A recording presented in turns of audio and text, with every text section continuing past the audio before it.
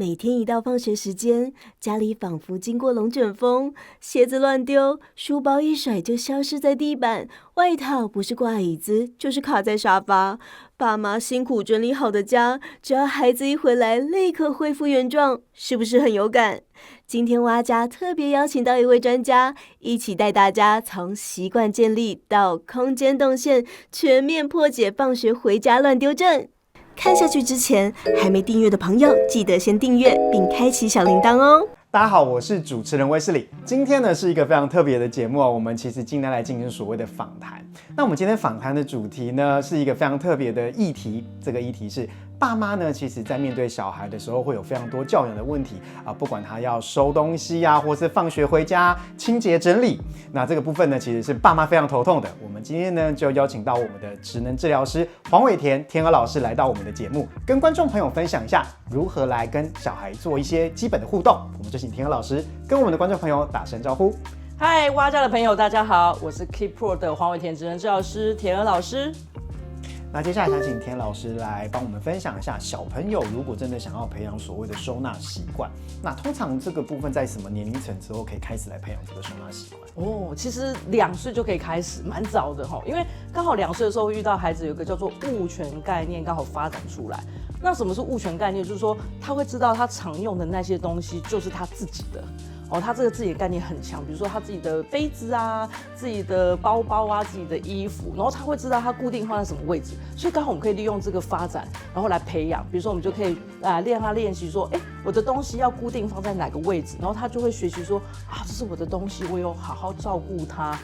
所以呢，就是可以開始讓他練習這個收納的概念，從這個時候開始。那接下來呢，想問一下天鵝老師，就是小時候回到家的時候，很常會被爸媽念說怎麼東西都亂丟啊？那這樣子的習慣到底是小朋友的天性呢，還是說其實家人變成小孩子養成這個情況的可能性？對，就是大家就會想說，小孩子回家的時候，那個東西就沿着他的路基有沒有一直亂丟東西？那為什麼會這樣？其實是因為他們的控制能力，還有他的那個專注力都還不夠好。所謂控制能力就是踩剎車、抑制功能力，就是他一回家，其實小孩子都一定很想趕快來看電視啊、玩玩具，所以這時候他很難控制那個衝動，所以他最想做的就是趕快把東西丟一丟，我就趕快衝進去做這件事情。所以他就會養成說，他東西就會有點在我們眼中就看起來是亂丟啦。對，然後加上你剛剛提到說，那大人的習慣會不會影響？是，那當然也會啦。如果說剛好他的大人家長也是，就是東西可能沒有養成習慣收好，也是沿路丟，那小朋友就會覺得說，那我就不用努力啦，反正大家都差不多嘛，所以他就更難去控制自己的行為，就更容易去亂丟東西。對，然後還有一個原因啦，我覺得就是大家要注意，就是有時候孩子會就覺得說我亂丟東西也沒有什麼不好的結果啊，反正我東西找不到，一叫媽媽，然後媽媽就會來幫忙，幫我找東西，所以我好像也不會得到不好的結果啊，所以我也不用努力收，反正收沒有東西不會不見的，就是都不會不見，反正都找得到。对，所以這怎麼辦？所以很重要就是說，我们最好讓孩子可以練習他養成固定的一個行為來收納，變成一個很好的習慣，他就會減少說我要花一個腦力去控制自己的行為，壓抑自己的衝動了。所以呢，其實在這個情況下，有點比較像是小孩子本來的專注力就沒有像大人這麼足夠，那加上可能有一些大人的習慣，加上剛剛老師有提到的有關於負面的一些狀態，其實就有可能讓這樣子的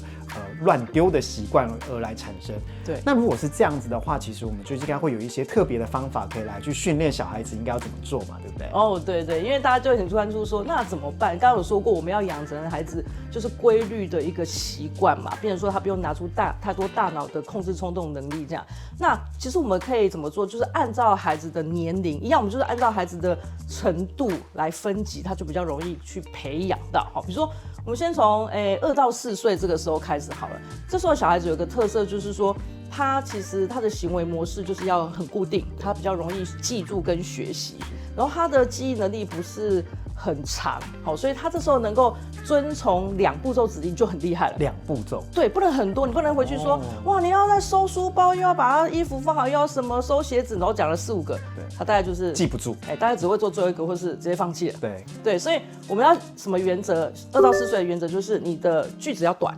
句子短。对，你一次就是講他1、2件事情，他一開始還沒有習慣的時候，一次下1到2個指令就好了，短。比如說你先把鞋子放鞋櫃，包包掛上去，就這樣就好了。2件事。對，等它可以固定串在一起的時候，你再提醒他第3件事情。对，然後再来就是要固定，固定什麼？就是放的東西要固定。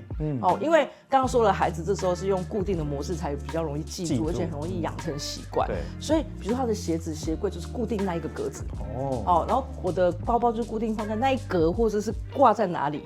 衣服就是放在哪個固定的地方，有點像是給他一個專門的一個區域，讓他養成固定在這件事情當中一定都會做的事。对，没錯，因為他記憶本來就不是那麼好了，所以固定的模式他最容易把它學起來。OK， 对，然後還有第3個原則是，你的地方放的東西的地方一定要符合他碰得到、看得到的地方。因為不要忘記那時候很矮。很小一隻，对，身高跟大人的身高是不一樣，对，所以如果要讓他養成固定做，就也要吻合他現在的身形的狀態，對，不然他放不到，他就亂丟，對，所以我們的他說我掛不到，然後夠不到，然後大人可能在講一講，他就沒有理他，他就那就乾脆就對啊，不然還是你要去幫他掛，還不是一樣？对，所以我們的高度路徑都要照他的視角去設計，放在他的身高的高度是好，然後手可以碰到的地方，而且明顯一點。OK， 最好不要旁邊有很多東西遮住，好遮住那個櫃子或什麼，那而且櫃子還打不開，那存心就是找自己麻煩，也找他麻煩。沒錯，所以這個2到4歲的這個原則。那剛剛聊到了2到4歲，那接下來的年齡層往上還有其他級距嗎？還有比如說4到6歲的孩子，我們的重點就會放在說，因為他這時候他的工作記憶有比較好了，他可以自己記得大概2到3個步驟的任務，他可以連續做幾件事情。對，然後而且他有這個事情先後的順序的概念，所以他會記順序跟步驟。所以這時候重點會放在哪裡？放在說他開始做一些任務，是一個連續的任務，比如說有好多個小任務組成的一個中任務，比如說我們一個叫做回家，把東西放好的任務，它可能就比較細啊，包括鞋子、襪子、書包，還有裡面的水壺，可能就3到4個。對，讓他去做的比較詳細，因為2到4歲比較重點是在於說，你只要把它放回位置就好了，然後只是放一些比較大的東西。對。然後像4到6歲，除了說我們有這種回家小任務以外，還有更細的，比如說我書包，我要出門了，我要整理我的包包或書包要帶什麼東西。那書包裡面可能有水壺啊、碗啊、手帕，就這樣。那他就要負責把這3樣東西放進去，然後不要漏了，或者說放不該放的東西。對，所以這個就是4到6歲的這個重點，它放成小任務集合起來，有點像是小任務的部分開始變成一個更中型或更大型的集合性的任務。對，沒錯。然後雖然這時候孩子他有這個短期記憶可以到2到3個步驟，那一開始當然我們還是要幫他建立，因為我們這小任務還是可能會超過嘛。對，所以很重要的是大人他記了2、3個步驟以後，今天很熟後，你再加入第4個，提醒他。對，慢慢的一步，就是不要說一開始就很急說，哇，我就給他一樣4、5個，然後就期望他能夠記住，沒有，他還是可能會丟3落4。對，這是這個學齡前這個幼兒園的時期啦。那如果就是繼續再往上到了所謂的6歲以上的呢？6歲的話，國小生我們就要求會更高。要求會更高。對，因為他已經快要接近半個大人了。對，所以他重點會放在哪裡？就是細節。第一個概念是細節。第二個概念是要開始做一些家務，就是公共合作，我跟這個家庭我有負責的部分，跟爸媽一起。對，有一個家庭合作的概念。對，所以第一個是什麼叫做細節？就是我的鉛筆盒，我收書包，对，不是已經書包裡面東西鉛筆放進去，因為你會發現。鉛筆盒放進去，裡面沒有鉛筆，有鉛筆盒沒有鉛筆也不行嘛，對不對？所以我們要開始訓練一下細節，說鉛筆盒裡面包括要放鉛筆，而且要削，不是放而已。對，還要放橡皮擦、尺啊，我就有一個可能清單。所以6歲以上的孩子，他任務比較複雜，所以一開始也可以用清單的方式，比如說圖示，對，第1點幹嘛，第2點有點像小 memo 這樣子，對，不然。他也是隨便放。其實這樣聊起來，跟辦公室生活也蠻像。真的啊，因為它就是你的未來生活的出社會版，所以我們真的不是大家去出社會才去練習被社會教。我們其實這個小時候還蠻重要的。像那個書包，我也是覺得細節也很重要，因為。你把東西放進去，但是也要把東西拿出來，不要帶了課本，什麼垃圾，還有就是什麼三明治，對，不拿出來變化石，很可怕。對，一個學期才發現到1次，那很可怕，很壯觀。對，所以我們要養成習慣，不然你就會看到說，你可能長大，有些大人不是也是會，就是帶一個公事包，很大一包，然後很重，裡面都是裡面也是很怪可怕的。对，就是很多不需要帶的东西，是，要带的東西都没带。对，最重要的事情。对，所以我們在很小的時候，其實一個還蠻重要的環節，可以從這邊培養。非常好。那接下來想問一下庭豪老師，就幫這麼多家庭在做這麼多的輔導啊，那就是有沒有這種在輔導的過程當中，小朋友在抗議說，為什麼突然間要叫我做這麼多事情的？對，這很多爸媽會說啊，我跟他突然要他去做更多事情的時候，他就會覺得好像反而變得更多事情，然後就會跟你說我不要做，為什麼這樣？其實我覺得大家就會不小心把重點放錯，放成說孩子好像是在抗議他不想做收納這件事情，其實不是，他抗議的不是這件事情，他抗議的是說，第一個是我為什麼好像事情變得更多了，然後我得到的東西其實是变少了。第二個是你怎麼突然改變規則了？然後本來說好是你幫我收的，怎麼又不是了？第三個是他會想很多的，就是說是不是你不愛我了，然後都不幫我，甚至你有個弟弟妹妹就說你怎麼幫他比較多？對，他就有3種。就是心理小劇的部分的轉換，這樣子。他並不是說他不想去做這件事情，所以如果我們大人一直把重點放在說他就是不願意做這件事情，我們就會不做不乖。對，我們就會罵他說你怎麼不乖？其實不要，我們要想的是他其實有一些變化，他沒有辦法適應，所以我們要對症下藥嘛，就是他這3個變化來處理。第一個我們可以做的就是說，讓他不要覺得只是多一個事情要做，我只是把一個收納或收拾的東西丟給他做，沒有任何的好處，他會覺得那就是多了一個負擔。我們要變成賦予他一個角色的提升，對，就是你的這個身份變得更厲害了。比如說你是變哥哥姐姐了，哇，所以呢你變得很厲害，說會收東西，這樣還不夠，他會覺得說那我不要當哥哥姐姐啊，為什麼變厲害要收東西？那你就可以比喻說，你看你小的時候也不会走路啊，然後你不會走路的時候，好多東西就不能玩，像你就不能玩溜滑梯，那你後來因為變厲害了，變哥哥姐姐可以開始走路了，才可以玩溜滑梯。就像你現在變哥哥姐姐，哇，你開始變厲害，你會自己收東西，所以你會有多一些很厲害的事情，比如說，你看上次我帶你去買書包，我就讓你自己選。然後為什麼這個動作很重要？就是讓孩子有一種被賦予一種多的權利的感覺，他的能力提升，角色的地位提升，然後選擇也變多了，而不是由大人來替我決定，也是我自己也可以決定一些事的。对，因為這樣才有平衡嘛。因為你剛剛講說你長大了可以自己決定一些事情，那你就要真的讓他可以決定一些事情，他才會覺得長大很好，很好。對，所以我要提醒大家，就是說，也要做到真的給他一些空間。感覺他是有決定的空間比如說我們跟他做家事的時候，你可以先跟他討論說，那你可以從哪邊開始收，對，然後你的東西要收在哪邊，用一種引導的方式，不要直接就是有點附加給他，或者 order 他做這件事，但是引導性的部分變得很少，反而逐步的引導，讓他在面對這個角色的一個投入，然後他在賦予這一件事情的工作上面，他也有一點學習自我成長或肯定自己的可能性。對，沒錯，因為如果我們只是命令他，他就覺得他只是被交辦一些事情，所以我們要真的做到。因為我知道很多爸爸媽媽會擔心說，跟他討論說好像會失控，就是我可能控制不了他。但是你要記得，我們是給他一點空間，但是你是引導他往更好的方向走。比如說，他決定要收這邊，就收地上，你會覺得說，那收地上我們可以試試看會什麼結果，結果你就絆倒了。對，那他就會知道，這樣的方法不好，讓他去探索，不會說直接得到一個命令，那他就會覺得，你是好像有聽我的一些意見，只是我們在修改，真的給他一點空間決定，那這樣子他就比較不會覺得，我只是丟事情給他做，千萬不要這樣，只是丟事情給他做，增加負擔。這樣他就會真的會抗議這件事情。那想問一下庭豪老師啊，那在教養上面，其實我們有蠻常會看到，比方說給予讚賞，比方說給個點數啊，收集貼紙啊，就可以給你一些正向回饋。那另外一種當然有是一些比較偏向於負面的，比方說責罵，或是說當然不是打了，可能就是一些負向的一個狀態。那在這種教養的過程當中，你會怎麼樣給我們的家長建議呢？OK， 其實正負增強都要有。為什麼？因為他們其實本來就各自扮演不同的角色。像所謂的正增強，所謂的稱讚啊，然後或者是一些集點制度啊，或者是一些權力的賦予。比如說你今天就可以看電視看比較久一點。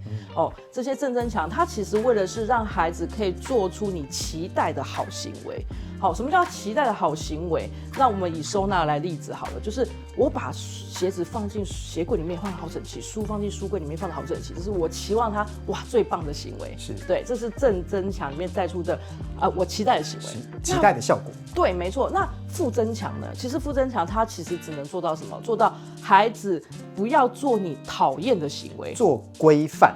对，就是不要違反規範就好了。對，比如說你希望是你不要把那個鞋子丟在路上，好，這種行為。好，那你如果在做，我覺得可能會剝奪你，比如說你不能看電視，或者是可能有的甚至罰站，或者是可能就被罵了。好，但是他只能讓孩子不要做這個所謂的你不要的行為，比如說這樣，他就是不要做到說把鞋子亂丟，但是他不會因此變得想要做你所謂的正增強那個喜歡的行為，比如說他頂多是把鞋子不要丟在路上，但是他給你丟到墙角，他不會去積極到放進櫃子裡面那個，我就不要放在那邊，就不會被罵啦。对，所以他就會做一個最低底線。對，所以如果我們用大量負增強，孩子可能最後就是很被動，因為第一個，如果今天那個會處罰的人不在，对，我就不要做了，天下大亂，對不對？就不要做了嘛。那而且好了，我要做就是應付你啊，不要被罵就好了。对，那他也不會把東西收得更好。是，但是如果這時候你也有正增強，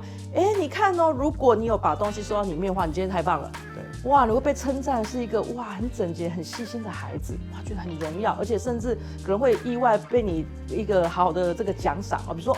哇，我們今天可以去公園，因為你今天實在太棒。對，那他就會想，那我為什麼不好好收東西？我就有機會被帶出去公園玩。對，而且會更好。那我就不是很消極，說頂多是把東西就是不要丟到路中間，放牆角，不要被罵就好了。對，那就會。他兩個就會差很多，所以兩個都要有。如果你只有正增強，也有些孩子可能就會不小心，就是沒有控制好自己的時候，就想說算了，反正我沒有做到，也不會有處罰。你如果只有處罰，那他也不會做得更好，所以兩個都會要有。那想問一下天豪老師，就是那如果在正增強跟負增強的情況下，有沒有這種因為年齡上的差距也有不同的概念？其實呢，我們一般都會建議3歲以後的孩子就可以用正負增強來要求。對，所以其實3、4歲之後，你就可以開始做這件事情。只是說你的這個獎勵的部分或稱讚的部分，通常呢，其實最主要是依照他的喜好。對，比如說正增強，你就是要讓他真的喜歡。比如說負增強，也要他真的不在意。比如說有人說我的負增強就是把東西沒收。對。但是他為什麼不在意？因為他還有更多東西可以玩，不差你那一個。對。那你就要把所有東西都收掉，或是說他最痛苦，他最不想被收掉的東西，要戳到他的痛處。對，所以這個正增強也是一樣。他真的其實有時候會偷偷跟你許願的事情，你就要把它存起來，變成你的清單。對，所以其實最重點是他真的喜歡跟討厭的東西，當然就會隨着他年齡而不同。那想問一下天豪老師，就是很多的家長都會問一下，就是有關於我們空間開始來分布的話，如果我們先從廚房開始，小朋友他真的一開始如果讓他們參與所謂的清潔自己的餐具這件事情，那會不會隨着年齡不同會有一些不同的建議？對，這個大家爸爸媽媽最怕的是什麼？就是他弄壞東西，都建議他進這個廚房啦，等等的問題，對，然後玩水啊什麼那些的，對。但其實呢，我們一樣可以按照孩子的年齡，然後給他不同的目標，然後這樣子你也比較不會壓力那麼大。比如說我們一樣分2到3歲好了，這個比較小的年齡，因為這個年齡它的重點就是有參與就好，有參與。對，然後這時候就是他當然說乾不乾淨絕對不是他的重點，因為一定不可能乾淨，反正最後還是要再洗一遍的。對，沒錯。但是為什麼大人說那我自己洗就好了，反正最後還不是要洗？但是重點是讓他參與，他會有投入感。因為這時候如果我們一直拒絕他，因為他有可能會很主動要求。對，如果一直拒絕他，孩子的心裡怎麼想？會覺得這東西就是不適合我，對，這是一個不好的事情，我不要參與，那以後我都不要參與。是，那你就不知不覺他已經上了國小，才發現他怎麼都沒參與。所以他會把他的主動性撲滅，我覺得很可惜。所以這時候可以利用他的主動性讓他參與，他只要做什麼？就是部分參與就好，可能20%-30%啦，開個水，沖一沖，然後呢，用這個菜瓜布，他一定會搶着要嘛，讓他假洗，刷一刷幾次，就是有洗的感覺就好了。洗的時候順便稱讚他一下，好棒哦。對，他以後就是這樣，然後你就忍耐一下自己，不要生氣，對，反正沒關係，這樣以後他就會變成家事小幫手。現在開始培養，對，從現在開始培養更好。對，所以就是忍耐一下，好。那但是如果到了這個3到5歲，就是到這個幼兒園這段期間的話，一樣跟剛剛邏輯一樣，升級變化的一點點。對，不然它的參與度可以到達大概70%-80%。然後洗的餐具一樣，其實2到3歲以上洗自己的就好了。对，為什麼？因為它的餐具就不會破嘛，因為它都是用這種不锈鋼安全的餐具。对，那你的壓力也比較小。对，那它怎麼樣提升到70%呢？就是它的程序流程都會做到了。好，只是精確度不夠精確。比如說，它一樣會開水龍頭了，會自己開，然後會沖，然後會擠什麼那個清潔劑了，然後也會洗了。對，然後沖乾淨，只是差最後就是它一定不會沖得很乾淨。对，所以最後一定是我們大人要去再 review 一次。對，但是這樣的過程中，他的參與度會越來越高，以後才有機會去獨立。對，所以這個部分就是讓他可以參與個70%-80%。那到學齡呢？哦，學齡那就會要求更高了，要求更高。对，那其實這時候就可以讓孩子自己洗。是啊，為什麼？因為這時候他的精細動作也蠻好的，所以他甚至可以洗家裡的東西，因為像一些陶瓷碗那些，其實他都已經不太會打破。有點像是剛剛聊到有關於公共事務上的參與，也可以放在對。剛剛也提到說，這時候你可以參加這個公共這個家庭的事務，所以他可以洗全家的東西。那這時候要做到的就是步驟全部都做到，而且精確度可以高達幾乎100%。但是大人還是要記得要看，對，因為你還是會吃到嘛。對，就是順便讓他去理解他這樣洗得乾不乾淨，也學習怎麼去檢查，比如說用手要去摸哦，你不能都戴手套，你會摸不出來之類的方法。好，來準備做獨立的準備。那接下來呢，我們就要聊到從廚房的情境移到了浴室。想問一下田娥老師說，就是那小朋友在洗澡這個部分，也是跟剛剛的年齡的部分有類似的部分嗎？哦，其實差不多哈，你們就想做說把洗碗只是洗碗，然後这個洗澡是洗人啦，碗變成人啦哈。其實原則差不多，比如說2到3歲孩子，其實就可以讓他部分參與，但是真的參與的就是有參與就好。比如他就是可能會手去抹一抹，然後不太會沖水，或是搶過這個蓮蓬頭，但你還幫他控制，他就是有部分20%-30%參與就可以了。好，先讓他的主動性萌芽。好，然後到了3到5歲。好，這個時候是幼兒園時期嘛，所以這時候一定就是讓他的參與的順序要開始做確實，程序變得再更多一點點。對，而且要真的去做，比如說開水龍頭、弄濕，然後抹肥皂到什麼，這個每個步驟讓他開始要熟悉了。好，但是他大概就是參與了70%-80%一樣。好，所以他一樣會自己抹肥皂，最後沖，但是一定不乾淨。還有洗的地方一定很多細節不乾淨，比如說你的背部洗不到，還有頭太難了。對，好，或者一些私密處很精細的地方，我們都要幫他再確定洗一次，而且要沖得很乾淨。但是這個過程中也是在教孩子怎麼理解、檢查什麼叫做沖乾淨了。對，好，比如說會叫他去手去摸看看，跟碗一樣嘛。沒有肥皂，对，不要滑滑的，眼睛要看一下。对，好，所以一樣是这樣的流程，我們就是幫他完成最後，並且帶領他去檢查。是，然後到了什麼時候才可以獨立？這一定是爸爸媽媽超期待，因為覺得說不要花很多時間，我一直陪他洗澡。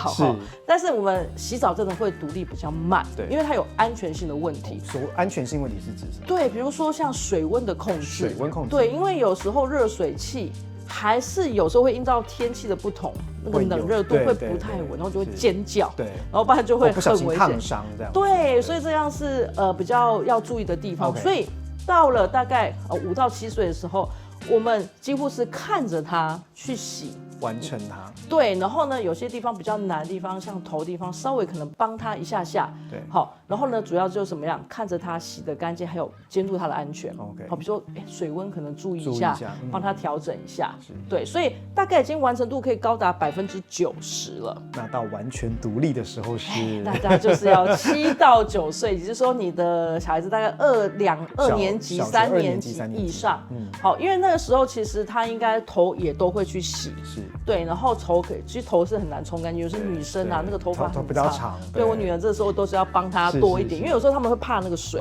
對，還有就是呢，這時候呢，就是主要在最後的檢查，你這時候主要是在外面等 ，OK， 好，讓他這時候他應該也會控制水溫，然後也可以洗得夠乾淨，你只要最後檢查他最容易失誤的部分，對，因為最主要就是安全，因為主要是怕他燙到或者是滑倒，所以。這個時候的孩子呢，我們可以在外面，但是一定要記得哦，不要離很遠，是，因為離很遠，他球就聽不到，對，所以你最好門有時候會半掩着，或者說你讓他確保他大叫你是聽得到的。對，下一題呢是非常多家長想問的就是說他們平常的小朋友在幼兒園，哇，老師都說稱讚非常乖，守秩序，那為什麼一回到家完全變了個樣了？老師，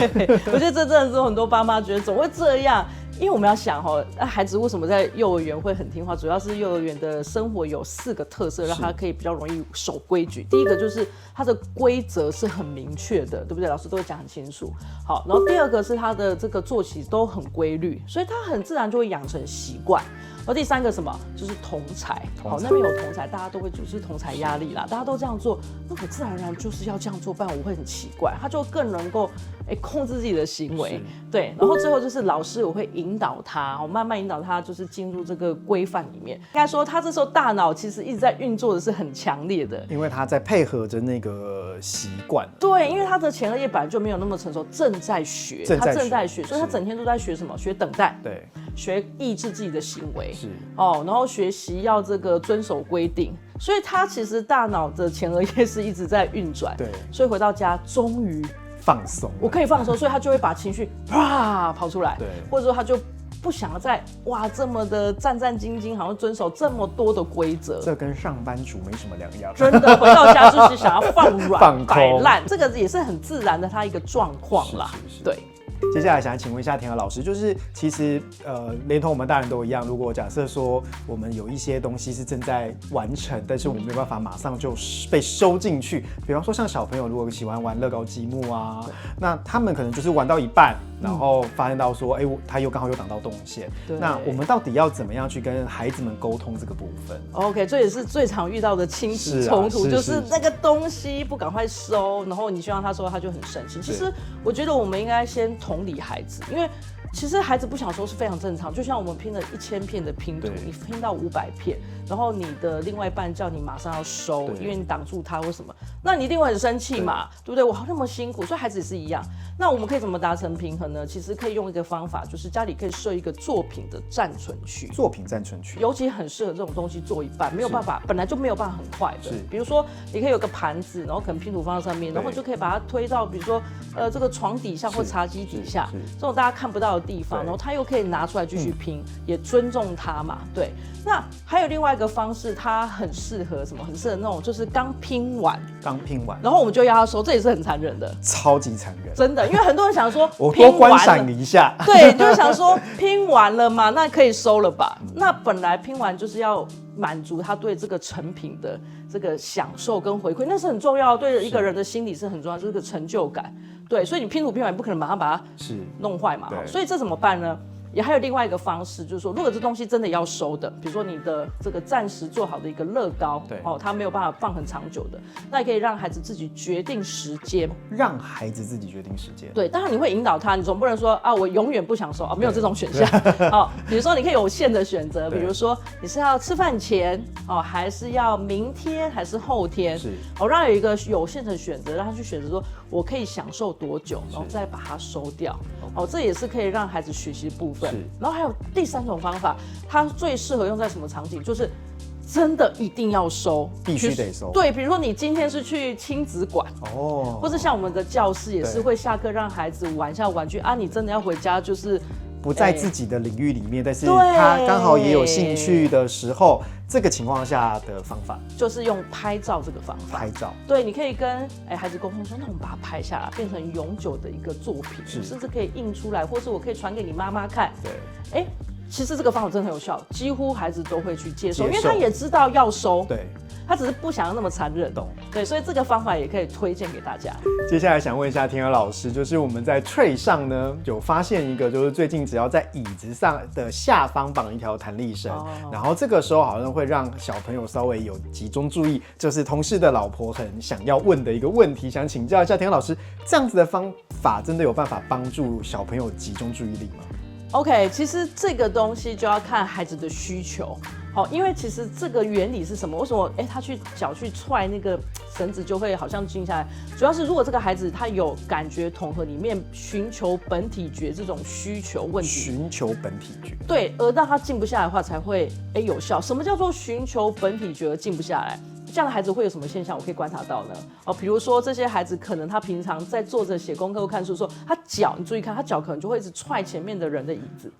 好，或者是去踹旁邊的桌子。為什麼？因為本體覺它的受气，好，這個感覺受气是在我們的肌腱骨骼，所以當我們在出力或是被拉開、拉長的時候、拉筋的時候，就会有這種感覺，他就會覺得好舒服，因為他需要很強的刺激，所以他平常就很想要去踹東西，用力踩，他才有辦法穩定下來，或是他可能會抖腳，因為抖腳的時候也是在擠压，也是有在用力，对，也在用力，对，所以有时候為什麼要抖腳，他才會靜下來。如果你的孩子有這樣的狀況，他就是尋求本體覺刺激，那這時候你綁這條繩子就會有用，因為他在踩的時候會有一個彈力回來，他就是一種阻力，他就有這個本體覺回饋。那反過來，如果你的孩子進步下來的原因不是這個，他可能是尋求前庭覺刺激，有一種是前庭覺刺激，對，前庭觉，什麼叫前庭觉？就是你的身體会一直会晃动，对，他可能坐在位置上是一直摇椅子啊，左摇右晃啊，然后这样子摇頭晃腦，然後就是或者是要站起來一直跳啊，這種然後有很大位移的這個部分，這個就是前庭覺刺激。那你這時候給他綁那個繩子，那效果就有限，因為他不是要的是這個。對，所以真的是要看孩子的狀況，或者有的孩子純粹是因為衝動控制不好，所以他就是没有辦法坐得住，會很浮躁，那就要用行為控制。所以這個就要看原因。對。所以因為不同的原因可能會導致不同的效果，那這個也不是真的完完全全就一定有效，但是可能可以提供一些參考或建議。對。那我反而想要問田娥老師的是說，那像這樣，如果父母有發現類似這樣子的情況，那會不會小孩子在家，比方說在學校的那種表現，也會跟別人會有一些不一樣？這個時候我們要怎麼樣去進行溝通？就是有時候我們要觀察，如果你的孩子真的很難靜下來，導致他做的事情品質不好，比如說書也沒辦法把它好好看完，一下就換了，或是一直動來動去，沒辦法靜下來完成一個積木拼圖，或者是學校作業，這時候就要注意。像我剛剛說，有沒有那種這個注意力很短的問題，或是做的時候一直在尋求刺激，或是踢別人，一直在動來動去，你就會干擾到別人，會影響到人際關係。所以只要孩子的生活品質被干擾，這些呢都可以開始要警覺起來。那就可以找像我們這樣專業的職能治療師幫你分析原因，因為你就會知道說，那你到底是本體覺還是前庭覺還是什麼？不然你可能網絡上方法用了，可能會試了半天，沒有效，然後你就很挫折。其實不是那個方法沒有效，是它不是這個問題，你用錯方法，根本的問題還沒有找到，這樣子。對，沒錯，所以就可以找我們專業的人來幫忙找問題。對。好的，那剛剛田娥老師講了蠻多的觀念哦，那我們就想把這些觀念落實在小朋友如果回到家要怎麼樣可以不亂丟，那我就想請田娥老師幫我們看一下說，這樣子的內容到底有沒有什麼問題嘞？首先來到了玄關，孩子一進門第一件事情就是鞋子嘛，我們這邊幫孩子做了一個固定的鞋子位置，你看這邊貼有圖示，孩子不用看到字也知道這一個就是我鞋子的家。接着是外套跟口罩，我們把洞洞板掛鈎降到孩子的肩膀高度，不用墊腳，不用伸手太高，孩子自然就可以掛上去咯。這邊也可以掛體育用品，一樣是讓孩子一進門就能完成的動作，越簡單越好，非常重要。孩子呢只要2個動作：一，鞋子放好；二，外套掛好一半，這樣就成功一大半咯。好，接下來我們走到孩子的房間，放學回家第2大亂源就是書包，所以我們幫孩子做了一個專屬的位置，像是這一格就是他書包的家。回家就是把書包放進來，固定每天的流程。再來呢就是功課的部分，我們把桌面分成2個區域，一邊放要寫的功課，另一邊放要簽名或要帶回家的聯絡本或是紙張。這樣子孩子一坐下來就會知道今天要完成什麼，不會翻來翻去，邊找邊寫，桌子呢也不會變得很亂。最後就是衣服咯，孩子回家第一件事情就是換上居家服，所以你看我們這邊放了一個簡單的衣物籃，制服脫下來就丟這裡，不要放床上，不用放在椅子上，不然就真的一下子就會亂掉咯。接着呢我們就來到廚房區，孩子每天一定會帶水壺、便當袋回來，這些其實很容易堆在桌上，就會越堆越亂，所以我們在這邊做了一個小層架，像這樣子的高度，孩子自己拿得到的，水壺放這裡，便當袋放這裡，固定位置，一天一天的做，就會變成習慣咯。如果大一點的小朋友也可以幫忙順手做家事的話，就把自己的碗筷和水壺一起洗乾淨，最後是回家洗手這個流程一定要建立好，這樣子就可以在最少的動線中完成回家所有的事項，讓整體的流程更順暢。这是我們今天示範放學回家的動線。那想詢問田兒老師說，以你專業的角度來看，我們今天幫他設計的這個動線有沒有什麼需要改進或給我們更多的空間呢？我覺得蠻棒的，我就覺得很像回家就開始立即行動。对，但有幾個我覺得可以補充的，對，比如說像我們有些孩子，尤其是4到6歲這段的孩子，他可能執行的任務會蠻複雜的，所以他可能一開始會記不住這麼多的順序，所以有時候可能可以在一進門的時候，可能櫃子或牆面上先有一個好像任務清單、流程圖哦，比如說先放什麼，再什麼，再什麼，對，好，那他就會有一個簡單的圖示，然後他就会可以比較有一個好像說明書啦，好，可以去遵照着這樣，對，然後比較不會漏掉。然後再來是，我覺得那個功課這個成架，我覺得蠻棒的，對。然後，那我們也可以提醒孩子，就是說，因為我們可能還有分成一個是你回家寫功課嘛，對。然後寫了一陣子以後，要給爸爸媽媽看，對。那我覺得上面這個成架也可以告訴他說，你寫完的要放在上面那個簽名的成架，對，不然他可能就會放回書包，對，然後明天就是沒有檢查，对，所以可以多一些這個細節的部分，對。然後我覺得很多東西都蠻不錯的，然後就可以這個提醒爸爸媽媽一個小地方，就是說，像我們要讓孩子放書包或者是洗衣籃，就可以像剛剛那樣，就是我們放的位置要蠻明顯，而且旁邊不要很多障礙物。哦，比如說你的洗衣籃，然後前面有很多障礙物，那小朋友就投不到，然後他就会好，那我就旁邊一丟就好了。对，所以我們要盡量確保它的動線就是阻礙物比較少，是对，高度剛好這樣子。對，那當然我覺得更重要的是，我們設計了這麼棒的流程跟這個位置。爸媽還是要帶着他走一遍，不止走一遍，要走很多遍，对，然後一步一步的建立起來後，你就發現你要提醒他的步驟越少，你就要成功，因為不可能說我們弄好以後就奢望他就自己會自動放好，那是不太可能的。其實這真的是一個非常很重要的一個歷程，就是真的要讓父母到完全到很輕鬆，其實是要一步一步陪着他們去學習跟看他們現在的問題點在哪，然後給他們多多的鼓勵啊，正向的回饋，他們就會學習得更好。那這樣子的動線對他們來說就會是最完美的動線嘍。沒錯。那節目的最後呢，我想邀請就是田兒老師幫我們分享一下，就是你的 Keep Pro 這個服務大概會是怎麼樣子的細節，可以分享給我們的觀眾朋友嗎？ OK， 那其實 Keep Pro 團隊裡面的老師師資，我們都是非常高規格，其實就跟我一樣，都是醫學院畢業，然後還要參加這個國家考試，要通過合格，所以其實就蠻多的層層關卡啦，對。然後這樣的師資，那其實以前我們這樣的專業的治療師背景，以往可能都是在醫院診所啊，關在那裡面服務。那其實我們現在不一樣，我們走出來，我們是在教育中心提供服務，也就是說，所有的任何人、任何孩子都可以得到我們這樣的專業資源。那我們的宗旨是什麼？就是幫助孩子從嬰兒剛出生，一直到他國小，甚至到18歲以前，你有任何的疑難雜症，或是我可以幫助這些孩子做最好的自己。什麼意思？就是說，因為我們可以幫助孩子專注力更好啊，然後情緒更平穩，或者他的這個忍耐挫折力，這個經得起失敗這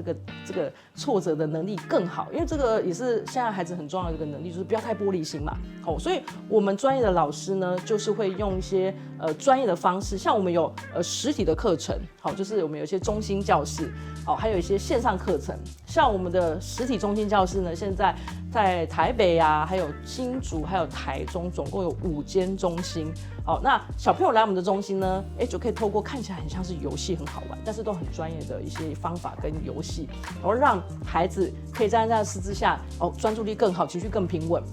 還有呢，我們還有一個線上課程，線上課程就是讓這個孩子可能不能來教室，然後呢，或者是家長想要延續我們的方法，然後呢，可以把這個方法帶回家裡的話，這個也是用線上課程，因為我們還有一個宗旨，就是幫助家長在教養上的這個壓力可以減少，有方向。像我們剛剛聊了很多，對，我們的專業就是幫你可以找出適合你的家庭或孩子的一些教養方式，我就可以透過在教室裡面的課程、課後的諮詢，或是線上課程看完以後，或是一些問題詢問，都可以達到這種客製化，可以幫你找到更好的教養方式。對，所以這就是我們的一個初衷。其實我覺得真的本集能夠邀請到田兒老師來我們的節目，真的是非常的開心，因為其實我們真的陸續一直在規劃一些新的主題。那像這樣樣子一些親子教養的課題啊，其實我們雖然是從收納開始聊起，或者是說，其實我覺得收納的最終的結果，其實是在改變一個人或改變一個小孩他們的一個習